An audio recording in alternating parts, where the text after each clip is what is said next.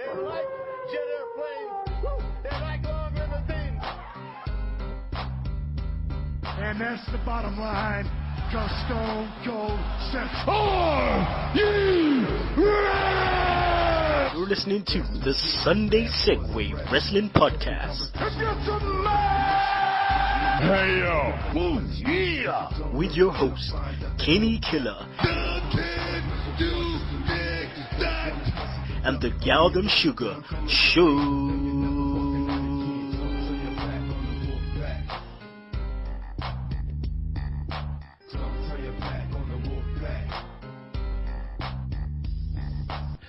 Hello everyone and welcome to the Sunday Segue Wrestling Podcast. It is Sunday. It is episode 29. It's me. It's the man of the hour. Too sweet to be sour. The one man, no Twitter fan, Kinny Killa. For all my Hispanic brothers out there, olale, arriba la raza. And you know, I'm always kicking it with the hashtag tech guy himself, the Galdem Sugar Shugs. Yo. And people, we have the return of the prodigal son, Jace Clarkson. Yes, he's back. Back again. Good. Not much. Also, people, we have the master of the top rope elbow, Mr. Steve Dawson. Thanks for having me back, guys. No problem. We're meant to have Bingus, but some technical difficulties, you know, with the PC and stuff. So he can't be coming on the show dissing out them Bingus biscuits. So you know, he hopefully he might be able to jump on, but if not, we're trying to have him back next week. So yeah, Bingus, here for you, bro. So Steve, good weekend? Yeah, it was good. It was good. I'm going out to see family today. I've been playing some GTA. Applied for a few jobs. So yeah, a bit of business, bit of pleasure. It's all good. All good. Shugs, I know you went to see Jigger Man. How was that?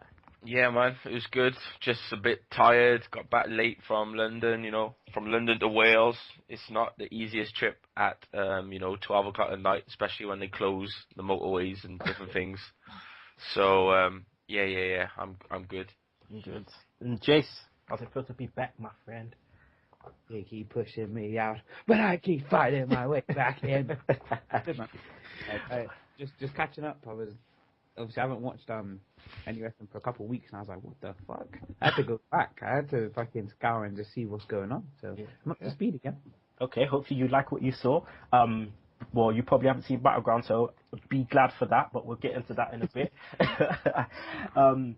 Shugs, do you want to give a shout out to your boy who does the famous singing at the end of the show? Oh yeah, my mate Squirters, he always likes to send me a few text messages or WhatsApp messages and gets me to identify the songs and which movies they're from.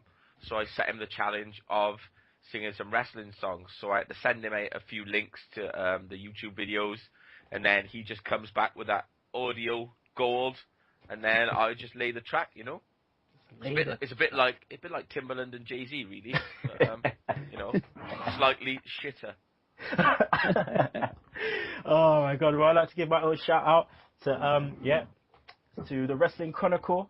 You know, they've been following us, backing us. Also, Power Driver Podcast. They've been talking about us a little bit on the air. So big up to them. Also, new followers: Eddie Guerrero guy, Mike D. Mike D's Twitter handle joke. His Twitter handle is at Mr. Fuji's Kane. At Mr. Fuji's Kane. You know you're a long-time wrestling fan if you know about Mr. Fuji's Kane. Also, shout out to Sarah, Proud Cena Girl 54. Thanks for following us, people. Also, got to give a shout out to Mr. Hatton, one of the best followers of the show that we have. Always commenting on how good we're doing. So, Mr. Hatton, Lewis, big up to yourself. All you other people out there, please follow us on Twitter. That's at Sunday Segue. Segue spelled S-E-G-U-E.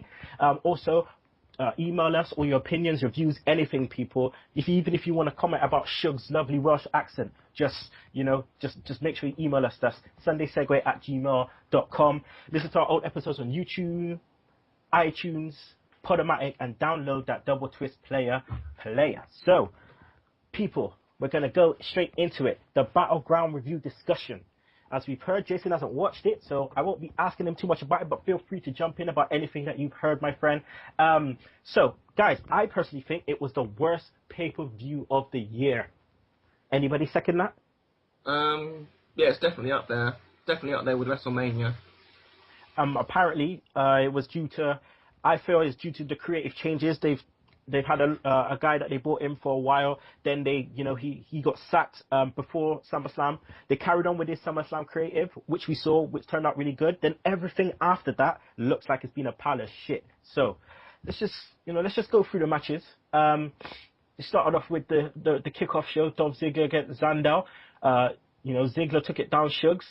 What did you think of the match? Because obviously, you said last week that why is it even on the pre-show, Yeah, I just, if you watch the two matches, because they got booked again the next night, and then it was just funny to see the two different styles that Sandow wrestled in. Like, Ziggler was Ziggler, but it's just funny to see the way that Sandow wrestled, And they were saying that, Creative had a word of him on, was saying about him not going hard enough, not going in enough, and he's had the briefcase, he's been getting jobbed, so he's going into the matches and he's going through the motions, which you could understand really, because you get the belt, you think you're having this push, and then you just get jobbed.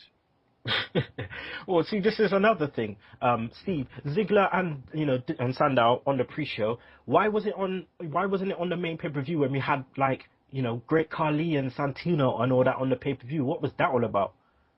I think that WWE they've got in a habit of putting a sort of a half decent match on the pre-show instead of putting either like Khali versus JTG or something rubbish like that.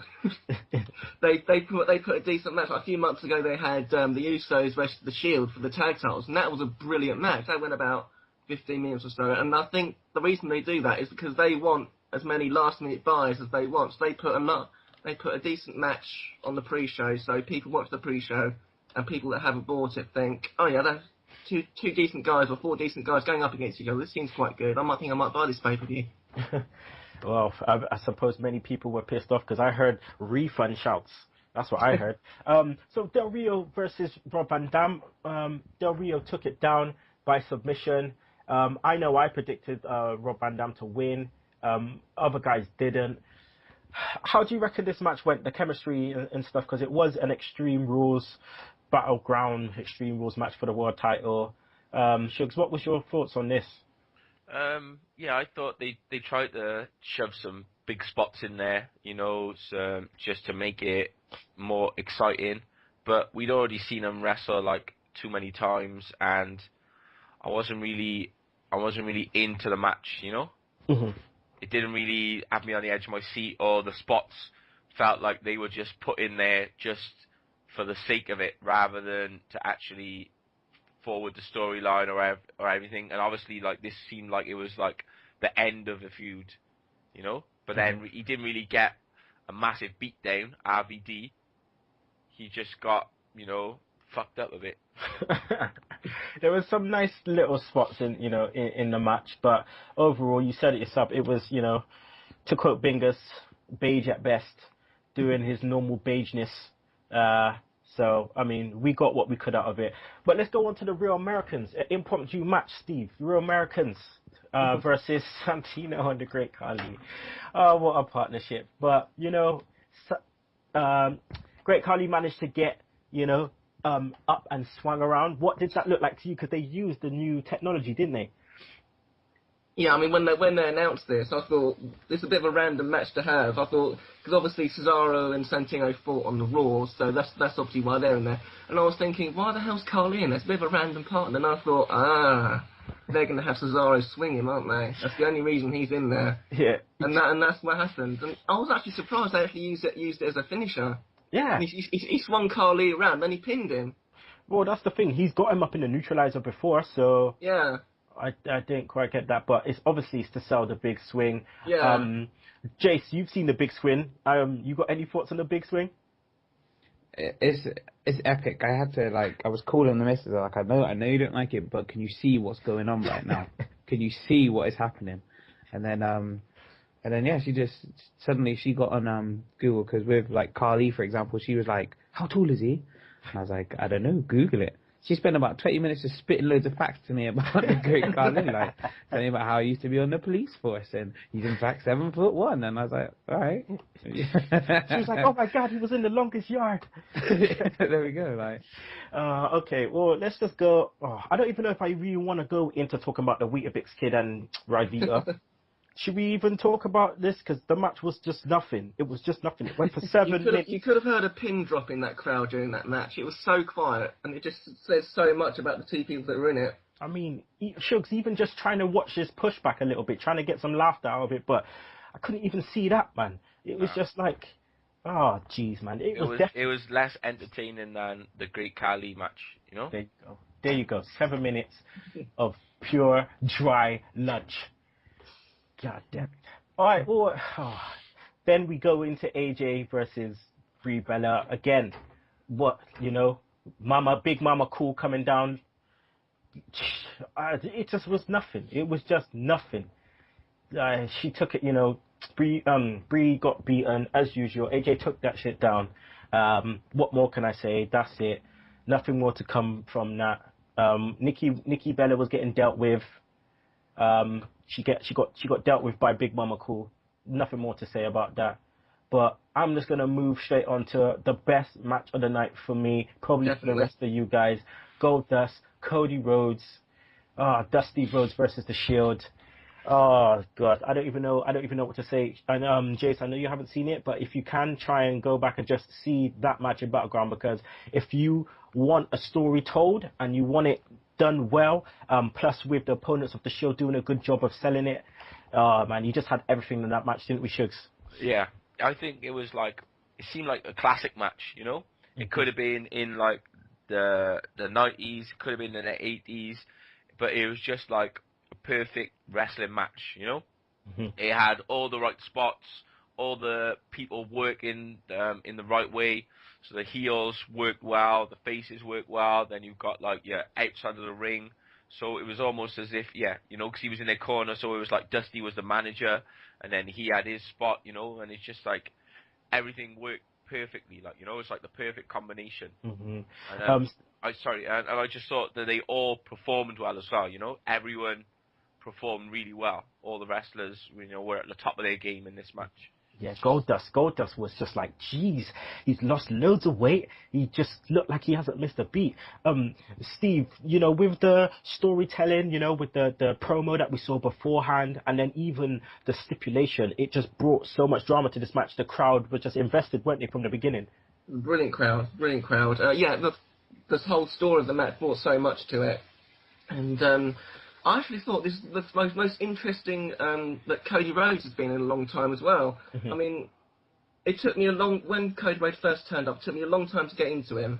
And then when he did his undashing gimmick, when he turned from dashing Cody Rhodes into it, he had the Perspex mask. Yeah. I thought that was very good. But since then, I was just sort of very bored of him. But this match, I was rooting for him. I was really into it. And that crossroads at the end to Seth Rollins, that was brutal. The way Seth sold that was brilliant. It was like I don't even know how to even describe it. Like, it was just in mid-air. Both of them were off the ground. Like, at the same time, simultaneously, it was crazy. It was crazy. And I had to keep rewinding. That's how sick it was. I had to keep rewinding just to see how mad that was.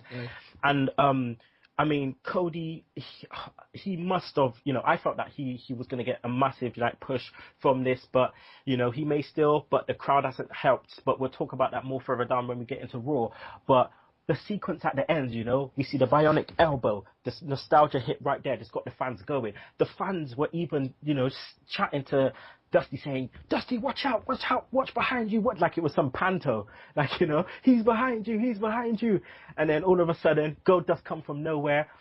Rollins tries a small package. Oh, that sequence shook. Small package into the best crossroads of all time. The crowd just went ape shit. Yeah. I just thought that obviously Rollins is, he's almost on a Ziggler level of selling stuff. He's selling those knees off Bryan, and and he sells the moves. And I just thought, he made that, Crossroads just look epic, like, and it was just like a great finish from, like you said, from the bionic elbow all the way through to the crossroads, and the crowd just went nuts, like, you know, and they were they were counting with the ref, you know, the 1, 2, 3, and then they just like done a massive cheer. I just thought it was perfect. Yeah, and you know how we always mark out every time like the road agents come out. Mm-hmm. And at the top of the ramp, you know, you had like IRS, and you had like Finley, you know, and you had AA, you know, it was just like so sick. Yeah, a who's who amongst the mid-carders. Yeah. Like, oh god. But yeah, man, just even the reaction, I marked out super when I couldn't stop smiling. And Dusty sold that well, man. He looked like he was crying for real. I was like, geez, Dusty, you know. He's just, it was just nice. But, you know, we could talk about this for ages, but, you know, it's the best match of the night for me. Well, let's go on to Bray Wyatt versus Kofi Kingston. I mean, this match went 8 minutes. Cody and Bray fought as well as they could have, I thought. Steve, just talk me through the Bray Wyatt spot, please, where he tried to go upside down like a Nancy the Spider. It was like something out of The Exorcist, wasn't it? Yeah. I was just really freaked out. He's just a freaky looking dude. He's got his sort of long hair hanging down. He's got his beard, because he's upside down, he's got his beard sort of sticking up. He was walking towards Kofi Kingston, but then he sort of like messed up and just sort of fell on his arse. Yeah, it looked so good. Right, but for the 2 or 3 seconds he was doing it, it looked brilliant. Oh my god, I thought, that must go on Botchamania, innit, Shugs? Must be, mate. But it's just like, it seems like he's not getting much luck either, Bray Wyatt, like, you know? Mm-hmm. They can't really find a feud, and although he's supposed to be a big dude, I still think he needs to be in better shape. Yeah. You know? Because it seems like he can't go as well as he should go. You know? So I still think, although he doesn't need to, like, maybe lose his bulk, because he needs to be that big dude, he still needs to, like, trim down a bit, sort his fucking cardio out anyway. Do you think he'll get the Kazuya Ono treatment?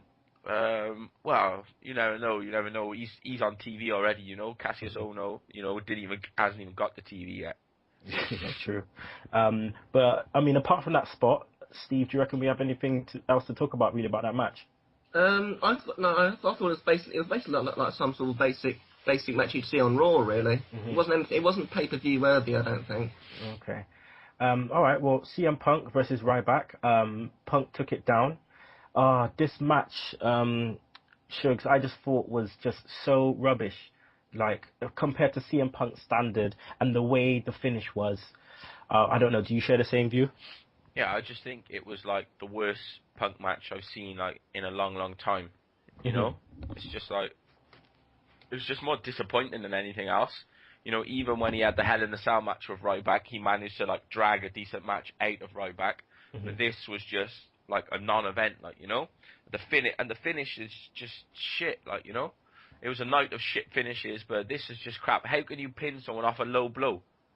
You know, every time they build Ryback up into a monster. They build him and build him and build him, and then they just like take the floor from under him all the time, because that's not any way to be pinned. No way, especially in the second main event match. Yeah, you can lose and look strong. You know, anyone can lose and look strong, but getting a low blow and getting pinned is just nothing. Well, this bit of nothing went into another bit of nothing. Daniel Bryan versus Orton, Steve. I mean, the match itself was okay, and then it was just like, I don't know, Binger's kind of called it. He said, you know, maybe what if we don't get, another no finish? But Steve, man, just this end just messed everything up. I thought it was a really enjoyable match, spoiled by a complete joke of a finish. It was just ridiculous. I did think, like last week, they may try and extend the feud until Hell in a Cell, but I thought they put the belt back on Orton and then just have Bryan have one last shot at Hell in a Cell. Yeah. But having the show come down and knock everyone out was just stupid. I did actually call that the referee would make a comeback. Is it Scott Armstrong? Yeah. I thought before the match he might make a comeback, and he did, but I didn't call Big Show coming out and knocking everyone out. Yeah. It just ruined everything. Scott come back and got his ass knocked out. The thing that I did notice with it, from what I've seen, is just that like, Show isn't really selling his knockout punches anymore. It's like he's just putting the fist to the face and more pushing. Yeah. You know? Yeah. Because, you know, if you took a full-on punch from Big Show, your ass is gone. Like, but, Jace, I mean, as a fan, I know you're not like the ultimate fan like the rest of us, but obviously, just put yourself in the fan shoes, yeah? You saw 2 pay-per-views in a row that had non-finishes. Would you then think that you were going to spend $55, right, to watch another pay-per-view, Hell in the Cell? Would you go on and spend that more money? Because you would have spent. I was going to say, you wouldn't trust it, would you? You wouldn't trust it.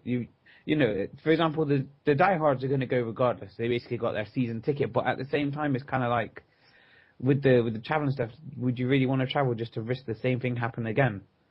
And they must, I mean, somebody backstage must have known that people are going to be pissed off. Of course. You know?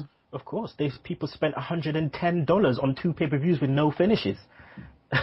So anticlimactic as well, the way it ended. Like that's a lot of money for your everyday person who just, like doesn't have that amount of money. It's absurd.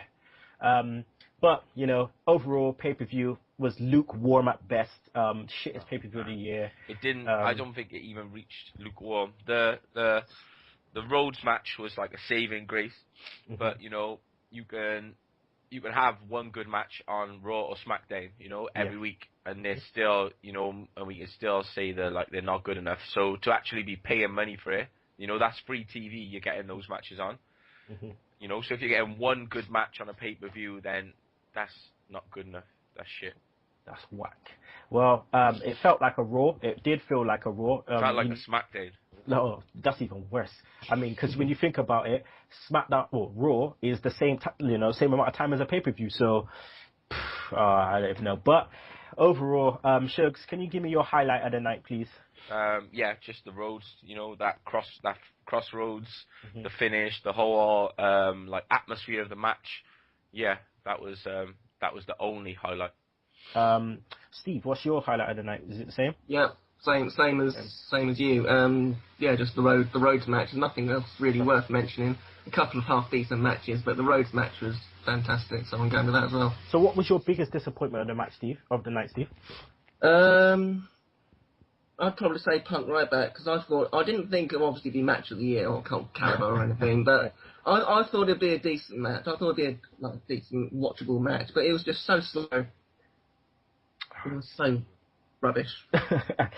Shugs, your disappointment of the night? I'd probably say Bray Wyatt against Kofi Kingston. I'm still waiting for Bray to have like a good match. Mm-hmm. At least with Punk, we've got like his back catalogue, and we know that he can do it, but we're still waiting for Bray to like show us, Okay. To give the marks their match where we can say, he is a good wrestler. So who was your pay-per-view MVP? Goldust probably. Steve? Yeah, Goldust for me as well. I like that. Okay, so that's the end of the Battleground review discussion. Probably like many of you out there, vexed that it was shit. So we're gonna push that to the side, and we're gonna start talking about Raw. So, Jace, I'm starting with you, my friend. You've seen Raw. It started with Steph and Big Show was the first segment. I mean, what a start to Raw. Steph goes in on Big Show and slaps the shit out of him like he was her teenage son. The first one didn't make noise, so she went in again with the mic a bit closer. Like the first one you didn't hear anything from, and then it was just like pow, pow, pow. Yeah, no, I did. But a few things that I noticed there is when Steph first come up, there was one guy who kept saying like, "You suck." Then you hear this little woman's voice go, "Shut the hell up." And you don't hear him again. And that just had me creasing on his own. But yeah, I just love the mentality of the fans as well, because people was all shouting, "Knock her out!" Like the Big Show's gonna thump Stephanie McMahon in the ring. They thought not in the PG era. I mean, Steve, they thought it was 99. Go back and watch the beginning of the show, and like you will hear just this one deep voice going, "You suck." And yeah, I just love it. It was like something out of like Grand Theft Auto 1 when you bump somebody and it's like, "Shut the hell up," and you just don't hear anything. Man. Those slaps were just brutal, man. He went to town. Big Show was getting brave, man, though, because he stopped me. There was no crying, you know, and he started calling Triple H like a son of a bitch and shit. Yeah, it was good. It was just like, I think Big Show's been getting, you know, he gets some stick about crying all the time, but, you know, I think he's still done well because he's coming out of this like the biggest babyface. It seems like he's overtaking Daniel Bryan, like, you know, Big Show is the one that everyone's rooting for. And, you know, he just stood there and took those slaps, like, everyone's like, oh, you know, those slaps, and he's just there like they're nothing, like, you know? And, yeah, I just thought that it was good session. I think Stephanie's good. She's, you know, you're supposed to hate her, and you do, because she's just that bitch. And, you know, and Big Show, you know, you felt sympathy for him, and it seemed like he'd had enough, and that's why you're supposed to, you know? Okay, well, Steve, like, why do you think that Big Show's like personality suddenly changed from like crying about his job to like really just not giving a shit? You know, the newfound kind of confidence side of him. I think he's just realised that he's got nothing to lose. So well, what it didn't stop him. Like, he could have just, like the crowd said, knocked her out. But obviously, like he said before, can't do that. That's not allowed. What did you think of Steph, though, during this whole segment, Steve? She's just the ultimate bitch. She plays that character so well. I mean, when she was slapping him, I was still wincing. I mean, it's a woman slapping a 500-pound man round the face, and I'm just like going, ooh, as they're getting harder each time. Yeah, I'm not even gonna lie. I was surprised that he actually like stood there, and she was like just wailing on him, just like bam, bam, bam. I've never seen no one do like that amount of slaps to one person, like back and forth, like front hand, backhand, bam, bam. Like, what you gonna do? And Big Show took them all. So, you know, Big Show, I rate you for that. You know, you didn't cry. You're a G. You took it. Obviously, at the end of this, guys, Big Show got fired. And this kind of led through to other things throughout the night. Well, let's go on to segment 2, which was Ziggler versus Sandow 2. We have been speaking about this for the last couple of weeks, how thin the roster is, so we're pretty much probably going to get rematches like we saw tonight. Shugs, you know, Sandow jobs out again 2 nights in a row, like. But Sandow had the upper hand for the whole night. No, I mean the whole match. Sorry. Yeah, he was just going in, like, he was like really aggressive, really, really hard hitting, and like he took the match to Ziggler, and then like Ziggler just got the pin, like, you know. But yeah, I just think that, you know, something needs to happen sooner or later with either him cashing in or some type of tweak in his character. Like, it looks like they're trying to turn him babyface for some reason. Especially from what happened on SmackDown, but I don't think that's the right way to go. Jace, would you be interested in seeing a babyface Sandow? Nope. I love it, just nope. But why? Why not? I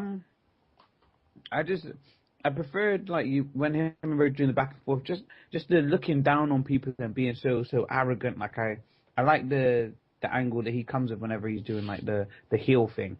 Just because, you know, he's intellectually superior, he could just spend the whole time just talking down to people and just being like I would like for him to be something mad, like just a grammar Nazi out the back. Every time somebody said something wrong, he just pokes around and be like, no, actually, it's this, and then going off. Like, I prefer that side to him. I love that. So yeah, being a babyface, I wouldn't really like it. By the way, what are you eating? A banana. Okay.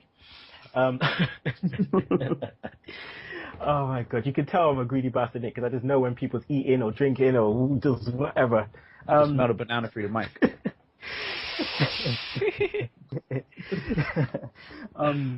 Are you implying that I am a monkey? You're black. What is that? A banana? No. Steve, do you reckon this match was better than the pay-per-view match? No, I actually preferred the pre-show match.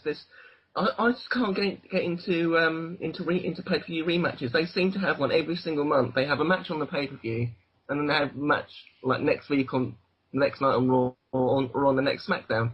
I can't even get into them.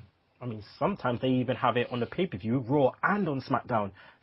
Three matches in a row. I wouldn't surprise, because not everyone watches main event. If it was on main event too, like. it's a bit excessive. But nevertheless, this looks like, you know, that little program is what they're going into. You know, I don't know what happened on SmackDown, so we'll see later in SmackDown in 60 seconds. So let's just go on to the first segue view, which was Steph and Maddox backstage. Steph didn't stop with Big Show. She started going in on Maddox. Steve, I know you don't like Maddox. Do you think that, you know, making Maddox look small on TV like like Steph did, sorry, do you reckon it affects the role of a general manager? I find it hard to care about any sort of authority figures on Raw apart from Triple H and Stephanie. There's so many. They've got like Booker T, they've got Vicky, they've got Maddox. I mean, I don't know who's meant to be in charge of what show. I lose track of it because there's so many authority figures. I lose track of who's got power over what. They all seem to be making matches all over the place. Mm-hmm. Well, I mean, Shugs, do you feel that there should even be a general manager then in this, you know, in this space of time where these feuds are going on? Well, usually it's when there's a lack of an authority figure, but if you're going to have Triple H and Stephanie on there every week, then you've seen that, like, there's been no role for Maddox, you know? There's been nothing for him to do, really. So, you know, it's not as if he's really needed. You know, I like Maddox. I think he should be on TV more, if anything. But, yeah, I just don't think he's had any, like, storyline or there's been any use for him. Because the actual bosses are there, you know? Yeah, he's just looking like a complete pum. That's what they're making him look like. But I digress. Let's go on to segment 3, which was Alicia Fox, Rosa Mendes, Aksana versus Natalya, Eva, and JoJo. Now, as soon as I heard those two names, JoJo and Eva Marie, being called out, saying that they're coming to a ring in a 6-person tag match, I thought, you know what? I got to see this. I have to see how they perform in the ring. I mean, Steve, what was your first thought when you saw them walking, you know, to the ring to wrestle? A fear of dread. especially for Eva, because I don't think she's much really. Jo, it's Sod's Law though, because I was looking forward to seeing what JoJo could do, and she didn't even get in the ring. Oh, exactly. Apparently, JoJo's better than Eva Marie in the ring. If that's true, why not put her in the ring for a couple of minutes? Well, she hasn't got a massive rack. That's why.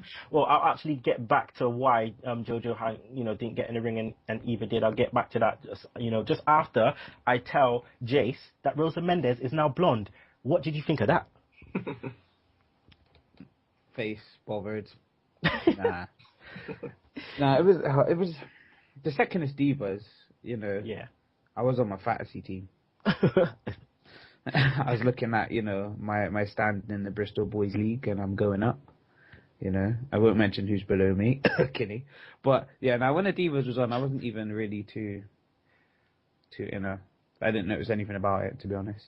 Well, okay. Well, Shugs, Eva took, she took basic bumps, but she couldn't sell for shit, could she?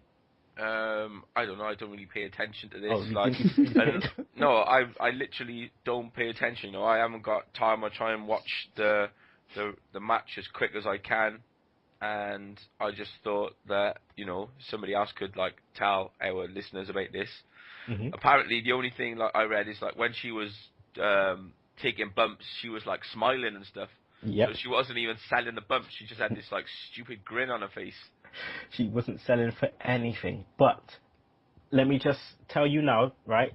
Deadly Dirt Sheet alert. So I'm just reading now. This is the reason why Eva Marie, got to wrestle. Okay, so according to backstage sources, WWE officials, wanted to knock the confidence of Eva Marie down a few pegs because apparently she's got loads of heat backstage, having a massive amount of undeserved ego, and doesn't realize how much she has to learn as a performer. Therefore, they had to sink her on national TV in hopes of humbling her. So, yeah, I know. So they describe her as being passionately hated by some co-workers. And it's not the only time they played a prank on her, on TV, on obviously on Total Divas. She got cussed by Steph McMahon, and she was told that this was real, right? That the cussing was real because of something she did, and she did not realize that it was all a rib, and she got cussed live on national TV again, not knowing that it was it was fake. So all I'm saying, Eva Marie, you just got to buck up your ideas, stop acting like a diva because you're not even there yet. So just hold yourself in it, cool your sledge. Just wait your turn. Jeez. Yeah. So basically, guys, that's what's happened. And at the end of the day, Steve, do you think she kind of deserved that treatment if that is the truth? Well, it's different. Wrestling's a different business though, because you're on national TV. I mean, if it's just a normal company, then if you were misbehaving or not working as hard as you should do, you get called in and told off by the manager. But it will be in an office. It'll just be the two of you. But this is on national TV. I do think it's a bit harsh on her. I mean, fair play. Yeah, she's got heat on her, but I wouldn't humiliate her in public like that. I do think that's a bit out of order. Well, at the end of this, Maddox comes out, says sorry, and he guarantees there's going to be a new WWE champion at Hell in the Cell. Obviously, we knew it was going to be Daniel Bryan, Orton in Hell in the Cell, but what I did not know that it was going to be a special referee. So what he said was there's going to be 3 Hall of Famers for people to pick using the WWE app. To see who's going to be the special referee. The first person that came out at the end of this was the Booker Man, Booker T. So, Jace, was you, at all surprised that Booker T came out, and was you happy to see the Booker Man? I wasn't really surprised. But the problem that I found is that he's too recent. Like, especially when you compare the other two that come out, he's too recent. He's a person that it shouldn't be a job to get Booker T involved. It should just be, hey, Booker, you wanna? Okay, yeah, cool. I reckon he should be the backup guy rather than being someone. It just seemed like a waste to vote on him. Okay. He was never going to win. Because if you're having Hall of Famers, it's people that have left. Okay, you're still current in your Hall of Fame, whatever, but why are people going to vote to have somebody involved in a match that they see most weeks? They might not see him involved in matches, but they still see him. Yeah. Sometimes I feel like it's a massive, obviously it might not hurt their egos or whatever, but it's like a massive popularity contest, when you see that kind of thing. Whether the polls and stuff are real or not, I don't know. But every time, you see these guys, it just shows obviously the most popular one is always going to get the call. But we'll go more onto that later. Segment 4, so Los Matadores versus 3 Megabytes 3. That's all I'm saying. It's round 3. This is the third time, guys, we've seen this match. Same match again. All you had to do was just insert Drew McIntyre here, and they're good to go. Steve El Torito's still a boss. He busts a nice Hurricanrana on Slater at the end. That Hurricanrana made me laugh. Heath Slater, he sells everything. He's just the company whipping boy. He's a jobber. He's in this jobbing stable, but fair play to him for selling a Hurricanrana to a Mexican midget. Yeah. Shugs, clearly, obviously, this team is all about El Torito. Yeah, well, it's like we said it was a throwback team, but yeah, I suppose it's just it's somewhere in that fine line between a comedy and it's just like, how serious can you be when you've got, a midget dressed as a bull, how could they ever be tag team champions with that type of gimmick, and that's the thing you gotta look at. Maybe not in this day and age, but we'll soon find out. Jace, what's your views on Mr. El Torito? I just, my note was well gone for the chimp. is what I put down there. No, I just found it was the comic relief. A lot of stuff that's going on is really serious, and that did add a bit of fun to the show, which I thought was good. Okay. Well, the fans out there, you'll be surprised to know that El Torito has now been removed from our Twitter header. For all you fans that are on our Twitter page, it is now occupied by Big Cass and Enzo Amore, because they're not SAWFT Soft. So they are on there. Hopefully they will not be removed, because I watched NXT this week and these guys, they're just too sick, man. So yeah, their ass did get kicked by Alex Rusev, but at the end of the day, bada boom, realest guys in the room. So there you go. Let's move on to segment 5, which was Punk, Heyman, Ryback. I'm not gonna lie, Sugar, I'm kind of getting tired of this storyline now, because we had the normal Punk, Heyman go back and forth. Are you still invested in this? I don't really. I suppose there's the payoff of Punk getting his hands on Heyman, but he's already given him sort of a beat down, and it's just is it ever gonna happen? That's what you're starting to think now, and do we really care by now? Yeah. I we get want to that. see Punk doing something else. And I don't think it was best for the storyline that he beat Ryback, especially now because he's beat Ryback and he always beats Axel. So are we really interested in him actually still getting to Heyman? If he had lost to Ryback, maybe he would have put some more emphasis on the story. Like, how is he going to get through Ryback to get to Heyman again? But he's already beat them all. So what is there now? I'm literally just, I don't care anymore. I like you said, I want to see Punk doing something else, man. Like, oh, fucking, it's just, yeah, it's boring now. It's boring. And then we're probably going to see them at Hell in a Cell again, which means 2 Hell in a Cells in a row that we see Ryback against Punk. Obviously not in a Hell in a Cell, but, I mean, Jace, how awkward was it when you heard the Pushback's music? Like, when you heard Archie's music, how... It was like, if ever there's somebody you want to back you up, R-Truth is so far down on that list. Do you know what I mean? Like, I'd pick Hornswoggle before I'd pick R-Truth. Like, it was just... It was dumb. It didn't help that he came out with no reaction either. Came out, no reaction. We see his pushback trying to talk to Punk. Like, it was just too awkward. It just didn't look right, them walking down to the ring together. Didn't fit at all. Nah, but I mean, this went on to Punk and R-Truth versus Ryback and the Dry Lunch, who didn't even really get to talk. He just looked there with his icy belt, looking like an absolute pum. I mean, Steve, what did you think of the match in the whole, though? Didn't really do much for me, to be honest. I was surprised Teddy Long didn't come out because he normally makes the random sort of tag team matches, doesn't he? But yeah, it didn't really do much for me. But yeah, Truth got the pin, and it led to Truth versus Axel Chapter 3. Mm-hmm. Yeah. You know what? The only thing I got to say about this match, yeah, and I know there'll be a lot of punkers out there that obviously are supporting the show. And they, they follow us on Twitter, but I just gotta say this. Punk gives the worst Randy Savage elbow ever. Yeah, I thought that as well. He gives the worst. And I love Savage. I grew up on Savage. And to see, obviously, pay homage to him, that's all good and, fine and dandy. But Punk, man, you do the worst elbow. You don't get no height. You jump forward. You sort of falls onto him. Yeah. It's just, come on, man. Do better than that, Punk. Jeez, meant to be the best in the world. You can't even bust a Randy Savage elbow. Jeez. All right, well, let's go to segment 7, which I just entitled Bob Backlund! ! Because this guy is a boss. Shugs, this dude is a bona fide nutter, isn't it? Yeah, he's just like fucked. It's like people were just when he came out, it was just like people were probably thinking, who the fuck is this guy? First of all, you could see the half of the audience. He had no reaction, no pop. All the kids. And they were just like, and then he just went on just like a rant, And it's just like, what are you even talking about? Why are you here? Why are you here? Oh my god. Jace, could you just imagine Backlund as the ref though? The thing is, like, it just, when he came out, I was just like, okay, obviously they're saving the best till last. It was, I can't think what the word is, but they basically rigged the votes with the people they were bringing out. You know what I mean? Because like you said, they brought out somebody so retro.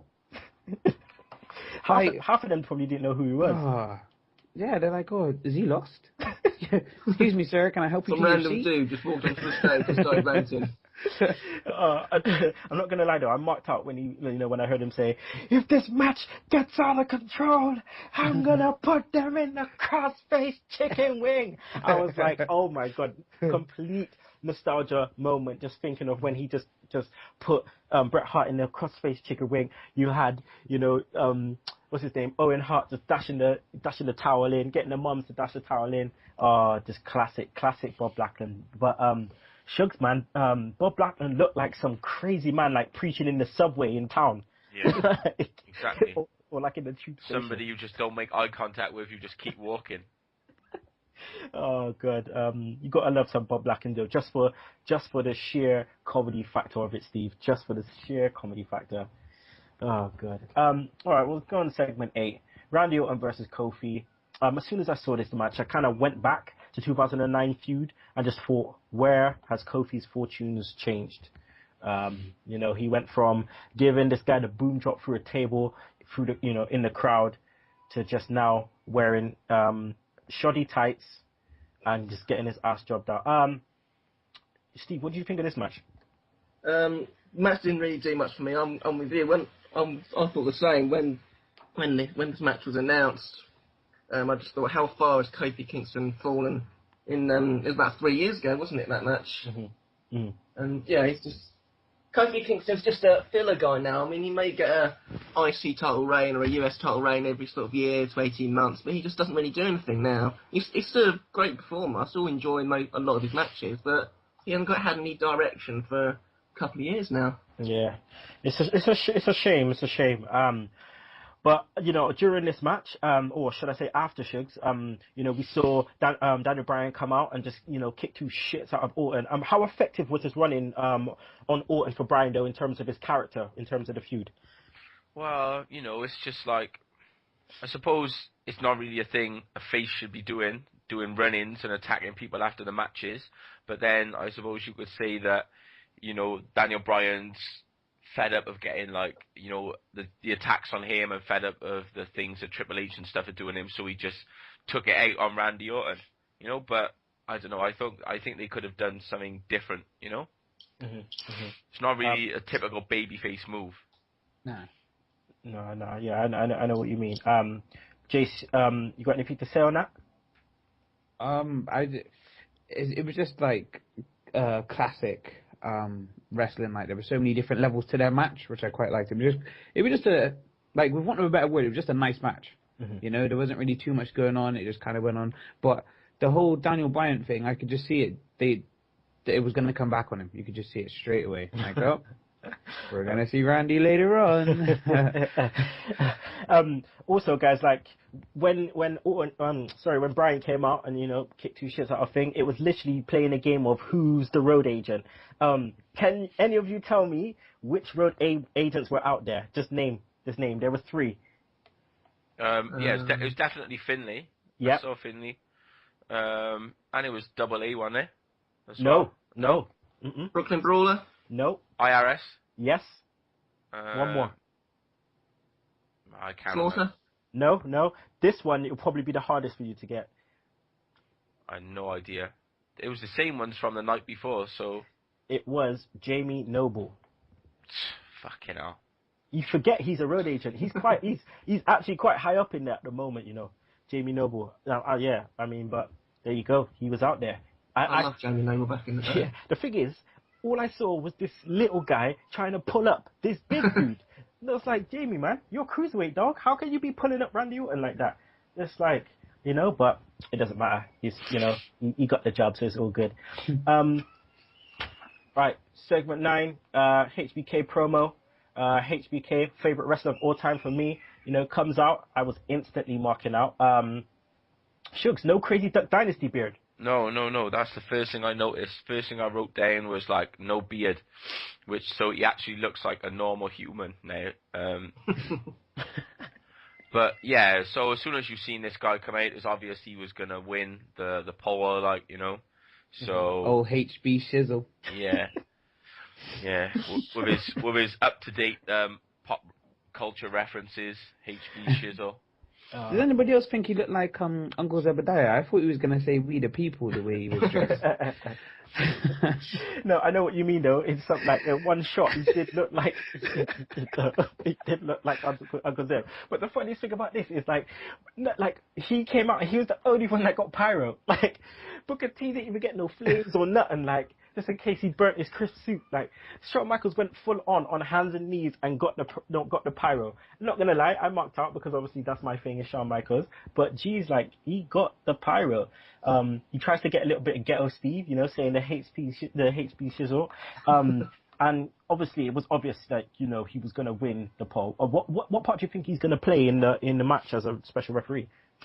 I have no idea. I mean, it could go either way. I mean, he's got the history of Bryan. He trained Daniel Bryan, but obviously he's mates with Triple H. So maybe Triple H could sort of like push him towards screwing Brian and giving the title back to Orton. So I think it's the best choice because it could go either way because Shawn Michaels got history with both people. All right. Well, we'll go to segment 10, which was Vicky and ADR versus Ricardo. So Vicky announces that W will be facing John Cena at the Hell in a Cell for the world title. So with that said, Shugs, play my motherfucking music.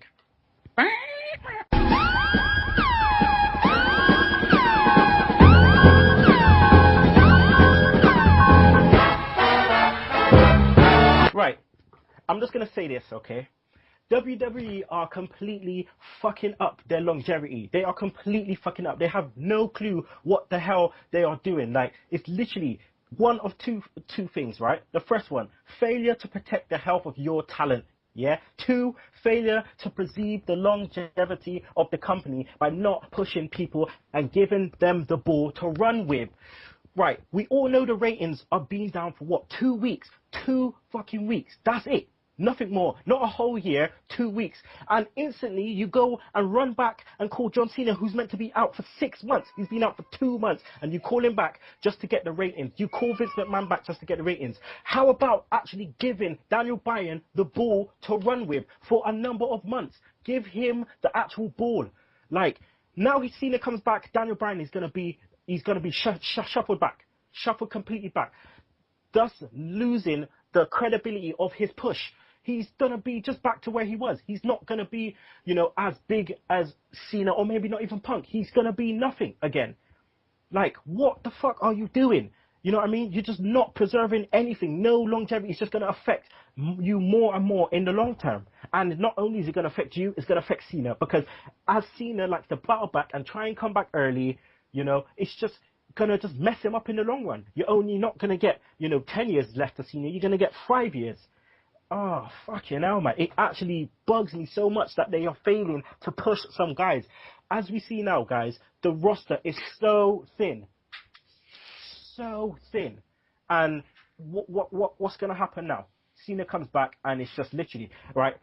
I can't remember what podcast I was listening to, Shugs, but this said it all, yeah? They said that John Cena is like the Kraken, the blue Kraken on Mario Kart. He just goes through and just blitzes through everyone. The guy at the top, he could just come through from the back and just blitz the guy at the front. Simple as. Oh, God, man. Sorry. Yo, can we get a time on that rant? That was epic. I like it. Sorry. Fire in his belly. Yeah. I like it. I mean, obviously now, we are more than just fans. We like the backstage stuff. We like to find out about the dirt sheets and stuff that happens and carries on. So we're fully invested in this, So it just makes me think, what's going to happen in the next 5 years? Or, next 10 years? Is it still just going to be Cena? Is it just going to be Cena and no one else? Shugs, let's just put this to rest now. Cena was meant to be out for at least 6 months. So how the fuck is he back so quick? Steroids, maybe? Well, once they get in and they look at whatever was wrong with him, maybe it wasn't a 6 month injury, Maybe it's been a work from the start. You never know. You can't be sure, His elbow looked fucked up, but, most of it's going to be like swelling and stuff like that. We know he actually had the surgery. We've seen it. But, Cena's done it before. So, obviously he's going to have the best physio and he's like, intense, he doesn't take the time that they say. So when you're saying, you can't move your arm for like fucking 3 weeks, Cena's probably doing it in a week and a half, just to get back, because like they were saying, wrestling is his life, he hasn't got any other projects. I know he's into his cars and stuff, but he hasn't got anything else he likes to do. He's got no family, he's got this big house, He's got some fucking money-grabbing bitch now who's with him. So, he needs to get back to wrestling, This Dr. Andrews must be a fucking billionaire. These, not only wrestlers, but all these other athletes run to this guy, and he sorts them out quick time. And it's just like, this guy must be earning peas, man. Jeez, Steve, Cena blatantly wins the world title when he comes back now, doesn't he? I'd say so, yeah. I think it'll actually be good for the world title, because last couple of years, the world title's always been sort of like the secondary sort of title. I think Cena having it will do it some good. Yeah, but bring a bit of prestige back. I know what you mean. I know what you're saying. I clearly do. And obviously, each man is to their own views. And like, I think that someone else should have it other than Cena, because obviously Cena, yeah, being the top guy, it brings, you know, credibility to it. But the wrong kind of credibility, because it just means that now everyone is secondary to Cena, and it should be someone else given that title to run with, to build someone else up, and not to just put Cena on it and just be like, yeah, because it's just going to mean, once it comes off Cena, it's not going to mean shit again. You know, and again, it's preserving longevity. Putting Cena with it is just the wrong guy to be putting it on. I mean, in my opinion. But let's just move on from this Cena talk, because obviously he's a motherfucker. We just, you know, sorry, the character Cena is a motherfucker. You are never getting an interview with John Cena. No, I don't want an interview with the wrestler John Cena. I'll have an interview with Cena himself, not the wrestler. You know, to talk about the, you know, the Make-A-Wish stuff. But anything other than that, man, fuck, you know. Anyway, Jace, Del Rio proceeded to kick the shit out of Ricardo again. Like, come on, man. They got to allow Ricardo a bit, don't they? The thing is, they're still punishing him after, like, obviously when he left, when he was using whatever, was it fat burners, whatever he was using a little while back? Yeah. Which is when he disappeared. It's like they're still doing him for that, isn't it? He just got a straight kick to the head against the announce table. Oh, How brutal. but you know what? He got the moral victory anyway. He got the pin. That's what counts on paper. He got the V in it. Yeah. Got the W. But what's the difference between a W and your head in a cast? You know, like. Yeah, they can't put your head in a cast no matter how hard they kick it. Oh, good. All right. Well, let's go on to the next segment, which was Fandango versus Zack Ryder. I don't care. I really don't. What do I even say to this, Shugs? I mean, what do I even say anymore? I wrote, Fandango wins a pointless match. That's what I wrote in my notes. I don't... He's not getting pushed. He's nowhere on the card. He's on every show. And he wrestles, and he could just win or lose. He just exists. That's it. And as he exists, he continues to fuck his coccyx up, fuck his whole shatter his whole spine up by jumping fucking 6 foot and landing. That is how CM Punk should be doing the elbow. Thank you. Putting something into it. Put some sizzle on it. Put some sizzle on that steak. Jace, just say something funny. Can't think of anything. Jace, just say something funny, please. Just about Zack Ryder, about Fandango, something about the match. I don't know. I just don't care about the match. Just say something. I just look forward to the splits at the end, because one day there's gonna we've all seen nip slips, but a clip is coming soon. Cookie. We're gonna see some cookie. I'm waiting for it. That's not PG. Accidents happen. Yeah. Oh my god, I didn't see the cookie. God damn it. Ben and Jerry's up in there. All right. Next segment, right? Real Americans. Santino Kali 2. Same old shit from the pay-per-view. But Steve, your thoughts on what we saw when when Cesaro picked up Hornswoggle for the big swing. That made me laugh. That was funny. I said the big swing, the little swing. The little swing. Yeah, it made me laugh. How's he gonna try and sell that? You know, his back was hurting from picking up Hornswoggle. That was a nice touch. That was a really nice touch. Okay, so after pick up Carly, he can swing Carly, alright, but try and do his Hornswoggle all off twin to my back. Quick note: Cesaro was on NXT this week against Leo Kruger. The whole crowd were completely shouting for Cesaro to do a big swing. They absolutely love this guy. There's a cardboard cutout of Cesaro doing the gun salute with his 2 hands. It looks so nuts. And at the end of the match, Cesaro went on the top rope after he won and did one crazy jumping knee to the face. I'm talking he got Fandango height on that and just completely blew out Leo Kruger's face. I mean, after seeing all of this stuff, do we think that, you know, Cesaro will actually get a babyface turn, or should he actually still be a heel but get them face reactions? Is that better? I think it'd be stupid to turn Cesaro purely on the basis of the big swing. Mm-hmm. I know, Shugs, do you share the same? Well, yeah, it's just like somebody I suppose it wouldn't be the first time that a move has got somebody over, you know, and that's what it seems to be like, you know. His push is everything is all related to the big swing, you know, and that's it. They haven't wanted to put him over at any other time, and now it seems like they're happy to try and even turn him face because of the big swing. Oh God, this I don't even know what else to say, because again, it's just repeat after repeat after repeat, and I won't be surprised. The thing is, they're making it like his gimmick, innit? When you think about going back to what's good for business, that's marketable, isn't it? The big swing.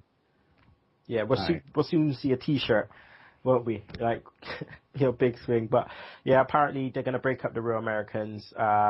So. Oh. I know. So, Swagger goes back down to mid card. Uncle Zebekiah, I don't know what he's gonna do. HB Shizzle. Yeah.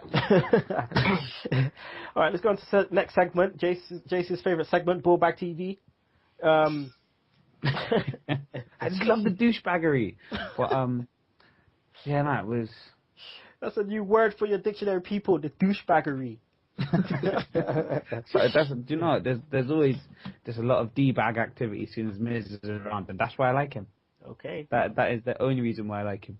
Okay, so what did you think of the Wyatts interrupting them? Because Miz said barely 2 words, and then we just saw him blowing out the lantern. What would you be interested in a Bray Wyatt Miz feud? The thing is, there wouldn't be one, would there? Let's be honest. Like the Wyatts.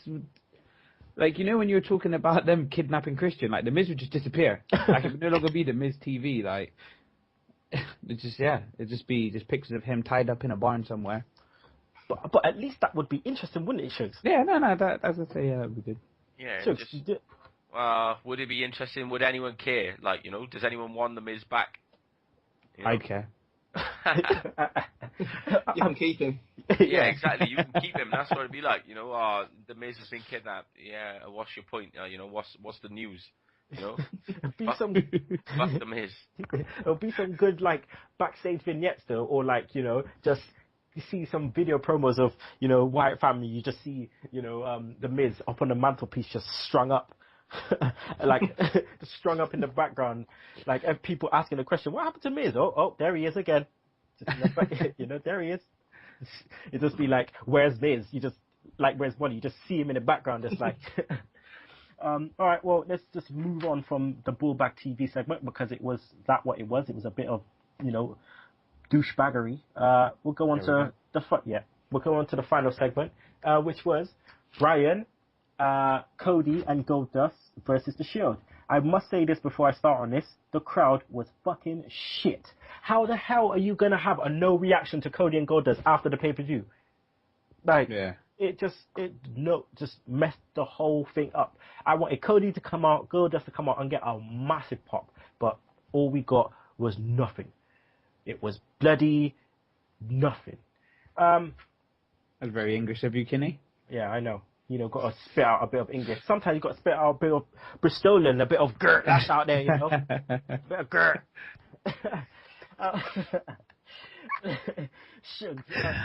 I thought, Rollins shone a bit in this match. Did you feel the same way? Did you think that Rollins took it a bit further in this match than he normally does? Yeah, I just think Rollins is, he's got more impressive the longer the Shield have been on the main roster and the more matches he's had. Because he was the one, first of all, who spent most of the time in the ring, and he's been getting most of the action, So he's the one who's up this game, and he's the one who's been working on his wrestling probably more than the others, because he's probably spent the more minutes and the more ring time than any of them. And I just think that he's just developed into a really, really good wrestler. Steve, was you surprised Orton appeared when he did, and RKO'd Brian? No, I was expecting an Orton run-in, to be honest, because Brian ran in during Orton's match. So by wrestling law, I was expecting Orton to return the favour and run in on Brian. Just run his ass down. Obviously, Steve Big Show come down. What was did you mark out when he knocked out Triple H? Did you think that was going to happen? That was good. I did like that. He's just knocking out everyone. I like the way they're incorporating Big Show into all of this. When it first started, I wasn't sure when he was crying every week and all that. But now I'm really getting into it. Mm-hmm. Shugs, Jason kind of, I think Jason said it, or maybe it was you that said it, but Big Show slowly coming into this and starting to take over the feud, isn't he? And it's just, do you think it's going to affect Daniel Bryan and his push in the long run? Well, they're supposed to be having an Orton Big Show program after this, but then it just depends where the title is, you know. Big Show hasn't been WWE champion for like a long time, so whether he's going to be going for it or whether he's just going to have that and Bryan's going to go for the belt, we don't know. At the moment, I don't think they've made up their mind what they're going to do, because obviously, you know, they brought back Cena and he's going to go for the World Heavyweight title, so maybe he's going to bring a bit of prestige back to that. But then what's going to happen with the WWE title in the meantime, like, you know? Alright. Jace, would you be interested in seeing a three-man feud, you know, Big Show, Orton and Bryan? It's weird because it would feel like somebody would be out of place. Do you know what I mean? It's like a weird little love triangle. Yeah, that would be weird. But just because, like, you know, the things going on between Orton and Show, it kind of goes back a bit as well, like in the past and whatnot. But like, what would Big Show's problem with Bryan be? There isn't one, you know. Like, Bryan might be a bit pissed off because Big Show interfered or whatever few weeks, months back, but Big Show was under orders from, you know, the corporation or whatever you want to call it. So it just those two in it doesn't make sense. Like, it, you know, but at the same time, what if it was the two of them versus Orton, and then at the end it became that, you know, their team broke down? But it's just, I don't know how I feel about it. It's weird. Okay. All right, people. Well, that's the end of Raw. So, can I get your Raw rating, please, Steve? I'd probably go with a 7. I thought it was a pretty good show. Okay, 7. It's up from last week. Any reason why? I thought, well, the main segments delivered, and I didn't think the filler was anything too offensive. I mean, apart from what's it called, dry lunch and the truth. I thought the filler stuff was all right. Shugs, your Raw rating, please. I'm just going to go for the same as last week, 6.5. Although, like, there was nothing really terrible, I want more progression. And after Battleground being more shit, I want more, like, you know? I want more to wash the Battleground taste out of my mouth, and they didn't give it to me. Jace, your rating, please. I'd give it a 7 as well. This finish was really strong. Just, you know, having Triple H there and making sure that, like, you know, straight away it's like, oh, it's another DQ. Triple H there. No, we're still going. Just stuff like that, and then having him being KO'd, and then having, like, Daniel Bryan give him the yes tea bags. Like, it was a good finish, and I think that's, you know, that's important, is how it ends, because like you said in the pay-per-views or whatever, there's been a few things in the middle that's been good, and then it's just been really just like not a definitive end. Whereas, you know, we had a winner and Triple H got knocked out. So yeah, 7, good finish. Fuck up. Okay. All right, people, we're gonna go to a break now. So grab your juice, grab your tea, grab whatever you want, your toast, whatever it is. You know, get something to eat, because we're just going to go on a break, and we'll be back with a little snippet of an Iron Sheik interview, Smackdown in 60 Seconds, Sugs Stunners, and in the words of. So, people, you're listening to the Sunday Segue. Be sure to come back. Be sure to listen to the Sunday Segue Wrestling Podcast. What? Every Sunday with Kinny Killa and the Galdem Sugar Sugs. Yes! Yes! With all the news, views, and laughter that you want. They like jet airplanes. They like long limousines. Every Sunday, the Sunday Segway Wrestling Podcast on Podomatic, iTunes, and YouTube.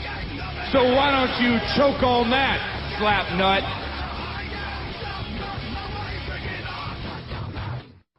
Hello everyone and welcome back. I hope you liked our little interlude, little jingle right there. So we back with the Galdem Sugar Sugs. We also back with Jace The Ace Clarkson, and we also back with Steve Dawson. And it is me, it is I, Kinny Killa. So right about now, I've been reading the dirt sheets, and I sent a little tweet out to Bingus and Steve about this interview that I saw with the Iron Sheik. He just absolutely goes in on the Ultimate Warrior, okay, as Sheik does best. So he goes in on everyone else as well, but I'm just going to read out the Ultimate Warrior part, and I'm going to try and read it out in my best Sheik voice, okay? So here it goes. And the question was on Ultimate Warrior potentially being inducted into the Hall of Fame. So here we go. Ultimate Warrior is low-life, piece of shit, freak, nobody, motherfucker. He make Hall of Fame the biggest piece of shit Hall of Fame. He never be in my class. Nobody in the boys respect him because he never treat people in the ring with respect. I think he a punk. I think he a jabroni. He can go fuck himself forever. So yeah, that's what he said basically about Ultimate Warrior. And he goes in on Hillbilly Jim, Bushwhackers. He goes in on Hulk Hogan. Obviously, you know, he called him Hulk Hogan, a guitar player. Yeah, he goes in on Bob Backlund, saying that, you know, he was the biggest heel. I do my common clutch. And yeah, God bless Freddie Brassi. He goes in on everyone. So there you go. He even goes in on the NWA, saying that WWF, WWE is the best. So we all like a bit of Sheik, don't we, Steve? Love him. He's just. I think he's got a bit of a screw loose. He goes to town on everyone. If you follow him on Twitter, he's always sort of like cussing out virtually every single wrestler I've ever known. I know, and there's very few people he actually likes, I think. Yeah, you've got to watch what you say as well if you tweet him, because I see him go in on some fans, like, literally just at the end of everything he says, you can go fuck yourself forever, like, literally every single person, like, Shugs, how was my Sheik impression? I think it was good, mate. I think you've got, you know, there's a role for you there if anyone needs a Sheik impersonator. Okay. Voiceovers. Yeah, any voiceover work for WWE 2K15. I put my name in the hat. Okay, people. Well, it's about that time for Smackdown in 60 seconds. So roll with it, Shugs. Okay, we got Vicky Del Rio in the ring. Vicky says to Del Rio to give her a kiss, because Del Rio was sweet talking her the other day, and then she asked for a kiss like a Latino does it. And then we have some Damian Sandow in face mode, and just like, what the fuck, he's not a face, and she makes a match between them two for tonight. Then we got a rematch from Battleground, Weetabix versus Ryvita, and Axel retains. We got Los Matadores v El Locales, and Los Matadores win with a double finish, and then they have a triple move with El Torito involved. We have a 6-diva tag team match. I'm not going through all 6 because I don't give a fuck. But the winners were Funkadactyls and Brie. Cody and Goldust promo with Renee backstage, and Goldust is just on fire. We have the Sandow versus Del Rio match. Solid heel tactics from Del Rio. And then it's quite a long match, hard hitting, and he finally gets the arm breaker after kicking Sandow's knee from under him. PTP and Kali against 3MB. Like, what the fuck? How did they get that team together? Primetime players, and they're dancing with Kali after the match, and it's just like, oh, it's horrible. And then we get the Rhodes and versus the Wyatts. And we get a roll-up. Cody wins, and Fade to Black. Rhodes on top. Rhodes on top, Fade to Black. Okay, well, people, you better just watch out, because you might get caught with a stunner, because you're about to get stunned with Sugs Stunner.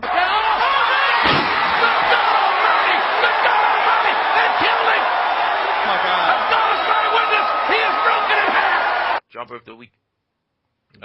Jobber of the week is going to be Sandow. Oh. Okay, so Sandow lost on the Battleground kickoff, lost in the Raw rematch after being on top for the whole time, and then he lost again on SmackDown to Alberto Del Rio. So although he's on all the shows and he's always getting his time, he's never winning. Move of the week, there's only one move that it could be, and that is the Crossroads, because that was just like epic. It was a Crossroads for the ages. And wrestler of the week, I'm gonna go with Goldust. He's been just the best on. He was the best on Battleground.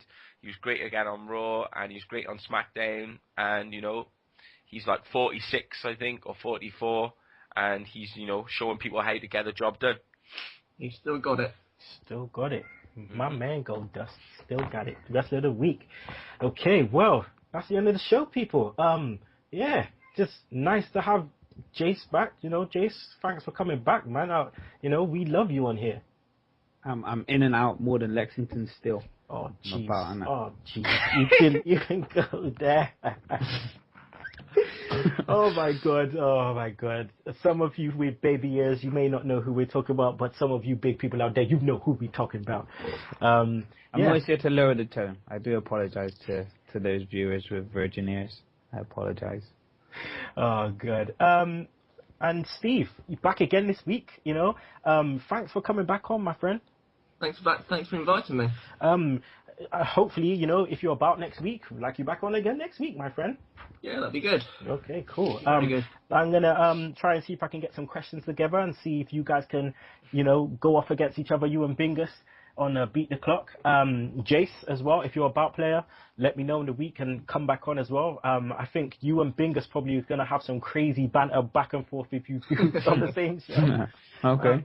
And guys, I cannot do this without the hashtag tech guy, the Garden Sugar Shugs, who came back from watching Jay-Z 4 a.m. He's here on the show. Got to give him mad respect, mad love. What can I say? I'll go back to bed, fam. Okay. And this week, in the words of Randy Savage at WrestleMania 8, just after he took the WWF title, I said it, WWF, not WWE, WWF title from Ric Flair. So, in the words of Randy Savage from WrestleMania 8. This is not a very safe place to be. I'm out of here. Let's go over to Mean Gene Okerlund.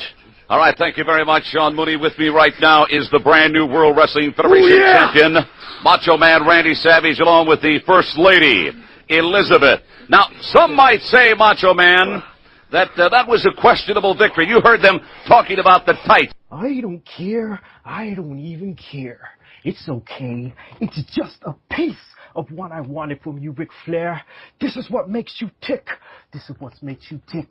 This is what makes you tick from the inside out. And it's just a piece of you. You weren't even beat up properly. But I'm going to do that for you, yeah. It isn't all I want from you, Ric Flair. I want the whole nature, boy. I want the whole Flair package. Call yourself the real World Wrestling Federation champion? Well, I guess I am now. And what you did to Elizabeth, I guess you couldn't make me even madder before I went into the ring. But somehow you did it. You made it possible. Yeah, you made it possible. Now I'm going to get the rest of them. I don't care if it's in the street parking lot. Don't even really matter to me, yeah. Because if I didn't do it, if I didn't prove it, I'll prove it next time. Oh, yeah. And you can choke on that, slap nuts. Woo!